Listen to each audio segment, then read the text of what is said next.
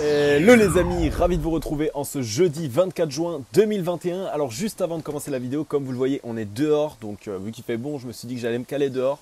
J'espère que le vent ne va pas vous déranger. Si jamais, eh bien écoutez, je ne le referai pas dans la prochaine vidéo. En tout cas voilà, on le voit qu'aujourd'hui, en ce jeudi 24 juin 2021, on a une journée qui est plutôt stable, sur laquelle on a essayé de chercher des nouveaux points hauts. Donc on voit le Bitcoin au 33 787 $, plus 0,54%. Donc on a eu un gros combat déjà ce matin entre les bulls et les bears. Vous allez le voir, il y a pas mal de choses à noter sur la journée d'aujourd'hui qui va nous donner des indications sur les futurs mouvements. Donc vraiment restez dans la vidéo, c'est vraiment très intéressant ce qu'on va voir ensemble. Une Bitcoin dominance qui commence légèrement à stagner, tout à fait normal. On a vu qu'on a eu une énorme poussée. Là on est en train de se calmer légèrement, donc on est en train de stabiliser.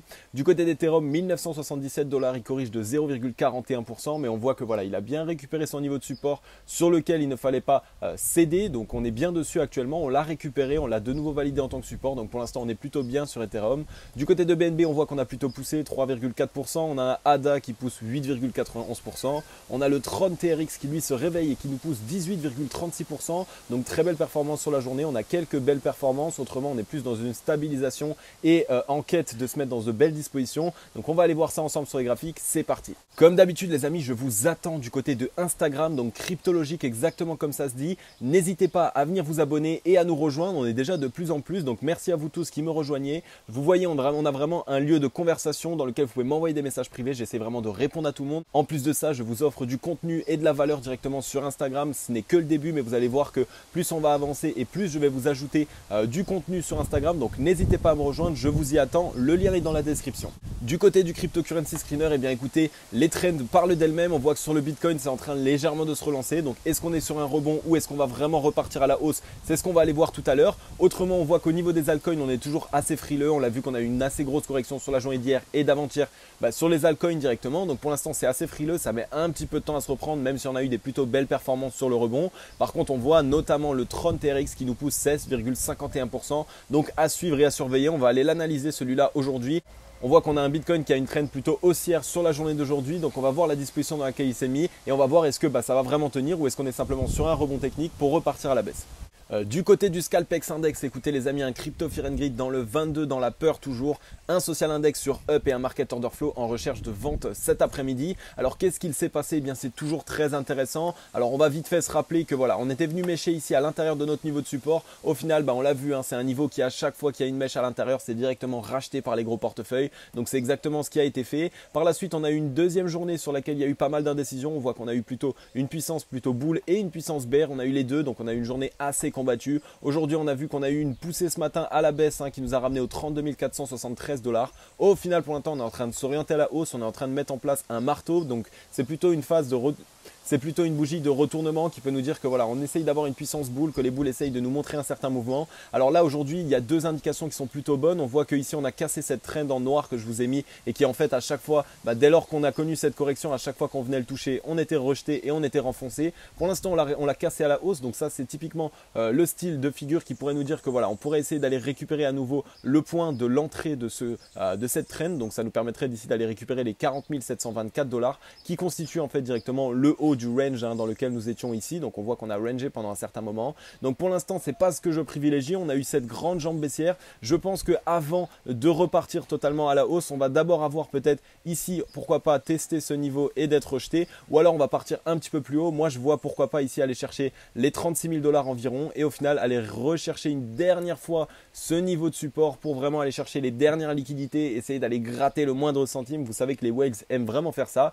et après pourquoi pas voilà, là repartir à la hausse d'une des belles manières. Alors ce qui est très intéressant aussi, c'est qu'on voit qu'ici on a eu énormément de liquidations sur la journée du 21 juin 2021. Donc c'est des liquidations qui ont été mises sur BitMEX directement. Donc la journée a été pas mal liquidée, on l'a vu. Donc ça a été une journée qui a été vraiment assez saignante, on va dire. Pas mal de personnes qui avaient des positions, peut-être qui s'étaient positionnées en longue et qui ont été directement clôturées du fait que voilà, ils avaient peut-être mis du levier. Donc de cette manière, on a une journée qui a été pas mal liquidée. C'est vraiment cette journée, je pense, qui nous permet de rebondir là actuellement. C'est peut-être simplement un rebond technique. Avec toutes les liquidations qui ont été mises en place le 21 juin, on voit qu'on assiste à un rebond plutôt technique, même s'il y a quand même de la force acheteuse, on le voit du fait des énormes mèches vendeuses qui sont directement rachetées. Donc je pense qu'on va assister à un rebond technique, pourquoi pas aller chercher peut-être les 36 000 $ et au final être renfoncé un petit peu plus bas, une toute dernière jambe baissière avant vraiment de pouvoir aller se relancer à la hausse. Ok les amis, on est du côté de l'Open Interest, donc là aussi c'est très intéressant. Merci à l'abonné qui m'en a parlé dans les commentaires. C'est vrai que j'y étais pas revenu depuis quelques jours et en fait c'est très intéressant. On voit qu'ici on est sur la journée du 25 juin, donc sur la journée de demain directement. On a un max pain price qui est aux 40 000 $ actuellement. On voit qu'on a plutôt pas mal de strikes qui sont vraiment sur les 40 000 $. Donc il y a vraiment ici une zone qui va être assez défendue. En plus de ça, ici on a un spike qui est aux 36 000 $. Donc lui aussi il nous montre qu'on va peut-être essayer quand même de faire un certain rebond technique. Donc peut-être que sur la journée d'aujourd'hui et la journée de demain, on va essayer d'aller chercher un point un petit peu plus haut, aux alentours des 35-36 000 $. Pourquoi pas essayer même d'aller un petit peu au-dessus et d'aller visiter proche des 40 000 $, parce qu'on le sait, le marché aime bien essayer d'aller vraiment valider ses calls et ses puts. Donc de cette manière, pour l'instant, on voit qu'on a une zone qui est très défendue ici entre les 36 000 et les 40 000 $. Donc pour l'instant, ça se goupille plutôt de la bonne manière. Je pense que voilà, ce fameux rebond, il va arriver à pic, ça va nous permettre de rebondir. En plus de ça, on a vu qu'on a eu pas mal de liquidations, donc c'est vraiment un rebond technique. Légère correction par la suite pour au final repartir à la hausse et essayer enfin de réaliser un mouvement. Donc surveillez bien ça, ces niveaux des 36 000 et des 40 000 $. C'est sans doute des niveaux sur lesquels nous allons essayer d'aller directement d'ici demain. Ok, on est du côté du graphique, donc sur le Bitcoin, rappelez-vous ici on a eu cette déferlante de correction en 8 jours, donc 8 jours de baisse consécutive. Pour l'instant on a l'impression d'avoir trouvé un rebond dans le niveau de support, on a méché, on est allé chercher ici ce niveau de support que je vous ai matérialisé en bleu. On voit que c'est vraiment une journée qui a été totalement rachetée, donc c'est vraiment des niveaux sur lesquels les whales sont totalement positionnés. Pour l'instant on est en train de rebondir, on voit qu'on est allé ici chercher à nouveau ce point bas de range. Pour l'instant on l'a juste validé en tant que résistance, donc attention à ne pas être directement rejeté sur ces niveaux là et aller chercher de nouveau une nouvelle jambe baissière. De cette manière, on pourrait se dire attention, parce qu'on voit qu'en plus de ça, on a des volumes qui, sur une seule journée, ont été assez conséquents, donc sur la journée de rachat du 22 juin 2021. Mais au final, on voit que voilà, sur le 23 juin, on n'a pas eu beaucoup de volume acheteur, et sur le 24 juin, donc sur la journée d'aujourd'hui, on n'a pas énormément de volume non plus. Donc c'est aussi ça qui pourrait me dire qu'on est simplement sur un rebond technique, qu'on va avoir besoin d'aller chercher encore un petit peu de liquidité avant de pouvoir repartir. En plus de ça, ça nous permettrait ici, pourquoi pas, de valider un W. Et c'est vrai qu'une figure en W, c'est souvent une figure qui nous permet de nous relancer assez facilement, qui est assez compréhensible par la plupart des investisseurs, et donc ça permet d'aller chercher pas mal de liquidité, d'aller chercher une figure chartiste qui est connue de tous et de pouvoir essayer d'aller réaliser un mouvement à la hausse. En plus de ça, avec ces 8 jours consécutifs à la baisse, il faut de toute façon à un moment donné qu'on reparte un petit peu à la hausse. Donc la journée d'aujourd'hui va être à suivre un maximum sur tous les volumes. Si on voit qu'on a 3 jours de déclin de volume acheteur, ça peut nous donner une indication qu'on n'a pas du tout la force nécessaire et qu'on va être rejeté avant même de pouvoir essayer d'aller chercher un nouveau point haut. Donc voilà, comme je l'ai dit, moi je cherche vraiment cette zone des 36 000, peut-être maximum entre les 36 et les 40 000 $ pour le prochain rebond, pour essayer vraiment d'aller valider ces fameux open interest et au final être rejeté pour aller chercher une dernière vague baissière. Donc on peut aller voir au niveau du RSI qui est très intéressant. On voit qu'on a rebondi ici sur un niveau de support assez important et long terme qui est les 34,17. On est en train de rebondir, on s'est bien orienté à la hausse. Donc pour l'instant ça se manifeste plutôt de la bonne manière. Alors attention, c'est pour ça aussi qu'on peut voir vraiment cette deuxième et dernière jambe baissière sur le Bitcoin. Parce qu'ici on validerait en fait aussi un W sur le RSI. Et le W qui se validerait, il nous ramènerait ici sur le RSI au 52,45. Donc ça nous donnerait vraiment une certaine puissance, une certaine force pour repasser au niveau des 50 de RSI. Donc qui est le niveau de neutralité. Donc attention à cette dernière jambe baissière avant de vouloir FOMO, essayez de regarder un petit peu réellement ce qui se passe. On a vu du coup au niveau du RSI le fameux rebond et au niveau du MACD, est-ce qu'il appuie ce qu'il nous dit? Il appuie totalement ce qu'il nous dit. On voit qu'on est bear pour l'instant, qu'on n'a pas énormément de momentum, ni momentum acheteur, ni momentum vendeur, qu'on est vraiment ici sur une espèce de mise à plat. Donc ça pourrait vraiment nous permettre de cross à nouveau, de faire cette fameuse dernière jambe baissière et au final repartir en W avec pas mal de momentum. On voit qu'on n'a pas eu énormément de momentum acheteur, ça a été assez compliqué et on a été à chaque fois rejeté. Donc on attend du volume, on attend de la force boule si on veut vraiment essayer de réaliser un mouvement. C'est vraiment ça qui va nous donner toutes les indications nécessaires. De plus les amis, on peut voir que ici je vous ai affiché le ruban de moyenne mobile et on voit que la première moyenne mobile est actuellement aux 36 000 $ tout pile. Donc ce serait vraiment la possibilité ici d'essayer d'aller chercher ici un tout petit peu dans le ruban de moyenne mobile, au final être rejeté, réaliser un W, permettre au ruban lui aussi de souffler et de devenir plus petit, donc pour pouvoir le passer plus simplement. Et de cette manière, boum, on explose avec le W avec de la force et du volume et on essaye d'aller chercher le haut de ce ruban de moyenne mobile. Donc on va attendre une légère mise à plat. Là il est vraiment trop grand, trop bien orienté en termes de taille pour aller le passer d'une manière assez franche et avec si peu de volume. Donc on va attendre ça les amis, c'est vraiment ça qui va nous donner les indications nécessaires. Ok, on est rapidement du côté du Crypto Total. Le Crypto Total qui est revenu réintégrer son niveau de support. Donc on a eu vraiment cette énorme frayeur. On est passé en dessous et au final on a réussi à le réintégrer. Donc ça donne une très bonne indication pour l'instant pour la suite. On voit qu'on a le niveau de résistance qui est juste au-dessus. Alors attention évidemment que ce ne soit pas simplement un pullback pour au final être rejeté plus bas. Évidemment si ça venait à être un pullback et qu'on venait à être rejeté plus bas, ce serait une mauvaise indication. À moins qu'on réalise simplement ici une fois de plus ce W pour nous donner la force nécessaire pour aller chercher à nouveau un nouveau plus haut. Au niveau des volumes, on voit qu'on est sur le déclin mais qu'on a quand même pas mal de volume. On est ici quasiment à chaque fois sur la moyenne mobile 30 périodes des volumes que je vous ai affiché ici en bleu. Donc c'est très intéressant. On a vu qu'on a été pas mal racheté, que pour l'instant on est en train d'aller chercher ce niveau de support. Donc on est sur quelque chose qui est plutôt bullish actuellement. Au niveau du MACD, on voit qu'on a cross bear, mais pour l'instant on est en train de perdre du momentum bearish. On est en train de faire ici une espèce de coupole, donc qui nous permettrait peut-être d'essayer d'aller cross bull pour vraiment aller chercher un nouveau plus haut et essayer à minima d'aller chercher ici ce haut de point de résistance qui est au 1700 milliards de dollars. Donc voilà, pour l'instant pour le MACD, il nous donne une indication. On n'a pas eu énormément ici de puissance bull. On voit que le momentum était vite perdu et vite atténué par la baisse, donc attention quand même à ce niveau là. C'est vraiment ça qu'il va nous falloir attendre à chaque fois. Ça va être le volume, c'est lui qui va nous donner les indications nécessaires. Au niveau du RSI, on a rebondi juste au-dessus des 30 de RSI, on a rebondi sur les 32 de RSI. Pareil, on est en train de bien s'orienter à la hausse et là on est en train légèrement de perdre du momentum, donc attention à ne pas venir valider ce W ici. C'est vraiment une pattern sur laquelle, comme d'habitude, c'est le fameux double bottom qui peut nous permettre de nous relancer et d'aller chercher la force nécessaire pour aller trouver enfin cette résolution haussière. Du côté de Ethereum, c'est un petit peu pareil que le crypto total, on est passé en dessous de ce niveau de support. Et au final, on a réussi à le réintégrer, donc c'est vraiment plutôt bien fait. Par contre, au niveau des volumes, ça me fait un peu peur. On n'a pas énormément de volume, donc on voit que le mouvement n'est pas énormément soutenu. On est revenu tester ici le haut de ce niveau de résistance maintenant, puisqu'on l'a passé à la baisse, donc on est peut-être en train de le valider. Donc attention, il faudrait qu'on s'en affranchisse et qu'on repasse au-dessus ici de ce niveau des 2072 $, qui serait vraiment l'indication qui nous dirait ça y est, on est repassé au-dessus et on a sauvé ce fameux niveau de support. Rappelez-vous aussi, on avait cassé cette trend qui était plutôt long terme, qui nous permettait à chaque fois de rebondir. Et au final on l'a cassé à la baisse, donc ça a donné une indication plutôt baissière. Au niveau des volumes, on a vu qu'on a deux bougies de baisse consécutives qui ont été assez puissantes, donc attention, peut-être que les bears ont la main, même si sur Ethereum il y a pas mal de choses qui se passent positivement en ce moment sur le projet. Donc il faut vraiment suivre ça, ça va être le volume qui va nous permettre de savoir réellement ce qu'il se passe. Au niveau du MACD, on voit qu'on est bear actuellement, mais on est en train de perdre du momentum. On est en train légèrement d'essayer de faire une petite coupole, donc un petit dos rond pour essayer d'aller cross bull. On voit qu'on n'est pas très bas, donc on pourrait essayer d'aller chercher un point plus haut au niveau du MACD pour récupérer une certaine force. Et au niveau du RSI, on voit qu'on a rebondi ici sur un niveau de support au 32,49, qu'on est en train de s'orienter légèrement à la hausse et une légère stagnation sur la journée d'aujourd'hui. Donc là pareil, on va attendre du volume pour voir un réel mouvement, mais à mon avis on va d'abord attendre une dernière jambe baissière pour vraiment faire peur une dernière fois, récupérer un maximum de liquidité et au final boum, on renvoie tout vers la lune. Ensuite, je vous passe un actif assez sympa qui est dans une plutôt belle disposition, c'est le Engine. Le Engine, on n'en parle plus trop souvent, on n'entend même plus trop parler souvent. Et pourtant, rappelez-vous, ici, lors de la grande montée, regardez les pics de volume acheteur qu'il y avait. C'était vraiment une très bonne indication et qui montrait que c'était un actif qui était plutôt bien recherché. Alors, je vous ai matérialisé ici en jaune, en fait, cette trend sur laquelle on n'arrive pas à passer. Donc, c'est vraiment la trend baissière qui est ici matérialisée. Et dès lors qu'on arrivera à la casser à la hausse, et bien là, ça donnera une disposition plutôt haussière. Alors, on est venu ici, une fois de plus chercher ce niveau de support, on a été directement racheté et on a clôturé à l'intérieur, donc c'est une plutôt bonne indication. Ça montre que voilà, c'est un actif qui est plutôt en train d'être accumulé à ce moment-là. On voit qu'on a à chaque fois qu'il y avait des mèches qui étaient passées en dessous de ce niveau de support, et bien à chaque fois c'était racheté. Donc une fois de plus, c'est un actif qui actuellement est en train d'être largement accumulé.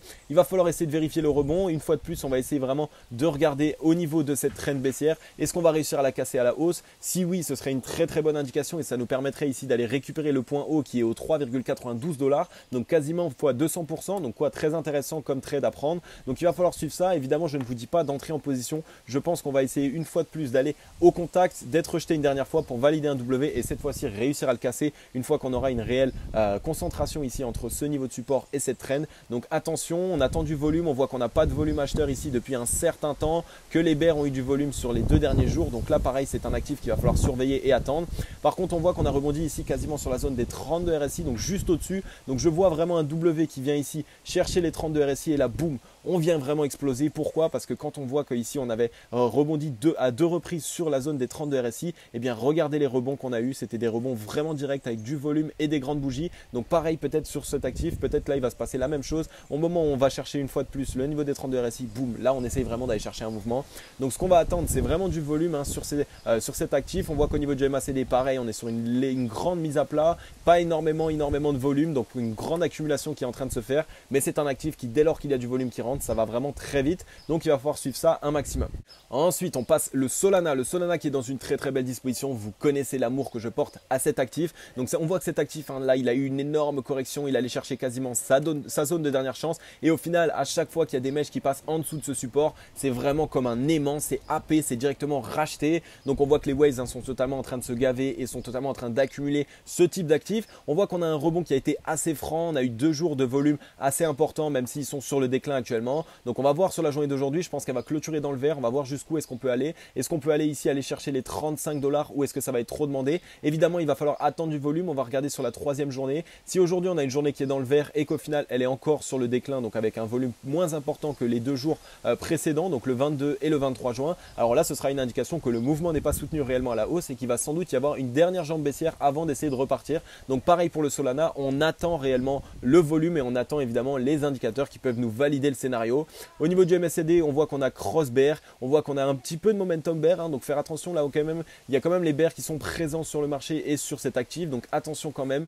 Et au niveau du RSI, on voit qu'on a rebondi ici un petit peu au milieu de nulle part, au 34,80 de RSI. Donc là, pareil, vu que c'est un petit peu un rebond au milieu de nulle part, il va falloir faire assez attention au retour. Peut-être qu'il va y avoir une deuxième vague et au final, boum, essayer de repartir et là, réaliser enfin le vrai mouvement. Donc voilà pour Solana, hein, c'est vraiment un actif qui me porte très à cœur et qui représente de très très belles opportunités en ce moment. Maintenant, on attend juste du volume et on attend vraiment qu'il y ait du soutien sur ces fameux mouvements.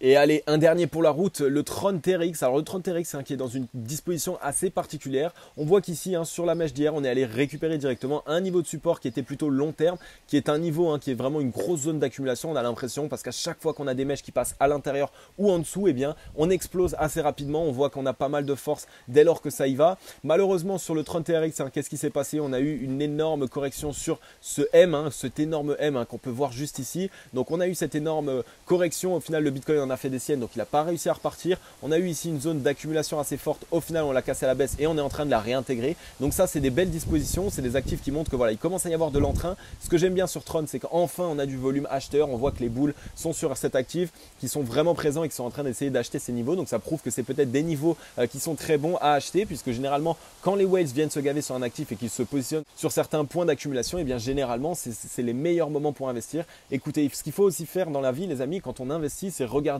où se porte, où l'argent se fait. C'est-à-dire qu'il faut vraiment regarder dans la direction où les personnes qui gagnent le plus d'argent vont, et de cette manière, il faut vraiment essayer de les suivre et de regarder un petit peu ce qu'ils font. Donc voilà, de cette manière, je vois qu'on a eu de l'accumulation sur cet actif. On voit que le MACD vient de cross bull, donc ça peut être aussi une très bonne indication. On n'a pas eu encore énormément de momentum acheteur, donc on voit que les acheteurs ne sont pas encore énormément présents forcément sur cet actif actuellement.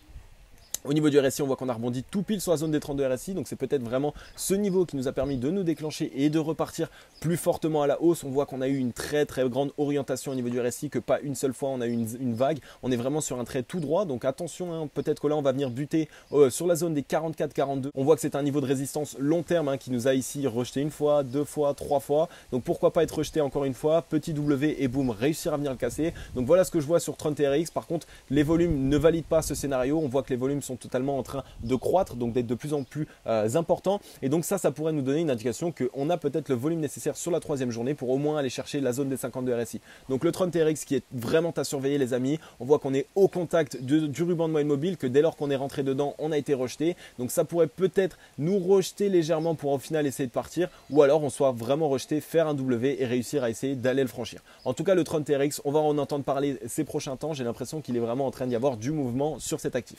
On est du côté de Twitter, on a Grégory Raymond qui nous met un tweet que je trouve très intéressant et que j'ai voulu vous partager parce que ça va nous permettre de voir un petit peu la psychologie du marché actuellement sur le Bitcoin et sur les crypto-monnaies. Et il nous dit: mardi, les cours des crypto-monnaies en chute libre. Donc là, on a eu l'énorme correction et qu'on allait rechercher des niveaux comme les 29 000 $ sur le Bitcoin. Et mercredi, on voit Bitcoin plus 15,47%, on a le Doge qui pousse 40%, le Bitcoin Cash plus 18%, Litecoin plus 21%, Uniswap plus 27% et on a ici le Solana plus quasiment 50%. Donc on voit qu'on est vraiment sur un sentiment de panique, on voit qu'on est vraiment en train de faire peur un maximum et que du jour au lendemain, on peut avoir des explosions d'achats simplement parce que on vient de faire peur à un maximum d'investisseurs faibles, ils vont lâcher leur position et dès lors qu'on arrive sur des niveaux qui sont totalement, on va dire, potable pour les whales et pour les gros portefeuilles, c'est directement des niveaux qui sont rachetés à gros coûts. Et on le sait, quand on est dans des phases d'accumulation sur le Bitcoin, généralement il y a aussi des grosses phases d'accumulation qui sont en train de se préparer aussi sur les altcoins. Donc attention les amis, essayez d'accumuler vous aussi. Si vous pouvez investir par palier, c'est toujours la meilleure manière de faire. On attend la dernière jambe baissière et je pense que là vraiment le bateau commence à être chargé, commence à être paqué et on va avoir des fusées qui vont décoller dans tous les côtés. Et ensuite, on a Raphaël Bloch qui nous met un chart aussi très intéressant qui va être plus sur la bourse traditionnelle mais qui est en corrélation avec les crypto-monnaies et qui nous dit: ce graphique est juste hallucinant. Les banques centrales ont littéralement inondé les marchés financiers et surtout Wall Street qui vole de record en record. On a eu une hausse du dollar, donc il y a eu pas mal de liquidités en dollars qui ont été réinjectées directement sur les marchés. Donc on est en train d'essayer de tenir artificiellement le marché américain. Donc à un moment donné, ça va se casser la figure, à un moment donné, ça va faire mal. Attention évidemment à ce que ça ne soit pas directement aussi reflété sur le marché des cryptos, ce qui pourrait nous donner de très mauvais coups à jouer ces prochains tours. Donc on voit que le S&P 500 il est toujours en train de chercher des nouveaux plus hauts depuis ces derniers temps. Donc attention, une fois de plus, c'est vraiment des liquidités qui sont sorties un petit peu du chapeau directement, hein. C'est vraiment énormément de quantitative easing, donc d'impression d'argent, et qui sont reversées sur les marchés. On tient un petit peu les marchés artificiellement. Ça me fait un petit peu peur aussi, parce que s'il venait à y avoir un crack sur les marchés traditionnels, et bien évidemment ça se répercuterait aussi sur le marché des crypto-monnaies. Du côté des news, on a le gourou des crypto-monnaies John McAfee qui a trouvé la mort en prison après l'approbation de son extradition aux États-Unis. Donc il était en prison actuellement en Espagne et il faisait la demande pour être directement réintégré en Amérique et donc aller en prison aux US. Au final, ça n'a pas pu être fait. Malheureusement, cet homme est mort. Donc John McAfee, le fondateur controversé du logiciel antivirus éponyme, a été retrouvé mort aujourd'hui dans une cellule de prison. Il était détenu en Espagne depuis la fin de l'année dernière pour des accusations d'évasion fiscale liées à des opérations relatives aux cryptos. Donc ça donne pas forcément de très bonnes indications. Il est vrai que John McAfee, c'était une personne qui, on va dire, créait de la noirceur sur le marché des cryptos. Donc le fait qu'il soit mort, je n'aime pas du tout qu'une personne meure, vraiment pas. Et je vais pas du tout dire que c'est quelque chose qui est bien. Mais en tout cas, on va dire que ça va détacher un poids assez sombre du marché des crypto-monnaies et qui pourrait nous permettre de nous éclaircir un petit peu mieux. Par contre, qu'est-ce qui va advenir du coup de ces bitcoins? Je ne sais pas. Est-ce que c'est des bitcoins qui vont être donnés à sa famille et qui vont être vendus par la suite, ou est-ce que ça va être saisi par la justice et vendu directement aux enchères? Eh bien écoutez, je pense que l'affaire va te faire parler d'elle et je pense qu'on va suivre tout ça ces prochains temps. Et ensuite, j'ai décidé de vous passer vraiment cet article simplement parce que c'est une start-up française et j'aime vraiment parler des start-up françaises. J'aime collaborer avec les start-up françaises. Donc la start-up française Kaiko lève 24 millions de dollars et vise maintenant un développement à l'international. Donc c'est une très bonne nouvelle. Kaiko, un fournisseur de données sur le marché des crypto-monnaies pour les institutionnels et les entreprises, a recueilli 24 millions de dollars lors d'un tour de table de série A. Basée à Paris, cette start-up française envisage maintenant une expansion à l'international. Donc on va essayer de suivre ce projet, on va essayer de voir un petit peu la manière dont il se développe. Est-ce que ça va être bien accepté de la part des autres pays? On le sait, en France, on va dire que quand on crée un produit, il faut vraiment essayer de se nicher sur la mentalité française qui est assez différente des autres pays. Donc est-ce qu'ils vont faire une plateforme qui va être totalement différente et intuitive d'une autre manière, ou est-ce qu'ils vont garder la même plateforme? Eh bien écoutez, je ne sais pas encore, mais je vous en reparlerai de cette startup française qui m'a l'air très intéressante. Ok les amis, on en a fini avec cette vidéo. Comme d'habitude, j'espère qu'elle vous aura plu un maximum. Merci beaucoup à vous tous et à vous toutes qui sommes en train de liker, de commenter et de partager mes vidéos. C'est vraiment grâce à vous qu'on se développe aussi rapidement. On est quasiment 3000. C'est juste dingue. Donc merci beaucoup. Je préfère vous remercier. Il faut que vous le sachiez. C'est vraiment grâce à vous qu'on se développe aussi vite et j'en suis conscient. Donc il y a de nombreux cadeaux, il y a de nombreuses nouveautés qui vont arriver sur ma chaîne. Donc si vous n'êtes pas encore abonné, eh bien faites-le les amis. Sinon vous allez rater toutes ces opportunités. Et plus on se développe, plus je vais vous créer du contenu, plus je vais vous offrir des cadeaux. Donc n'hésitez pas à vous abonner. C'est juste primordial. En tout cas, voilà les amis. N'hésitez pas à me dire en commentaire si vous avez kiffé cette vidéo. Moi, j'ai kiffé vous la faire. On se retrouve demain dans la prochaine vidéo. Je vous souhaite à tous et à toutes une agréable journée ou une agréable soirée. C'était Cryptologique. Ciao, bye bye.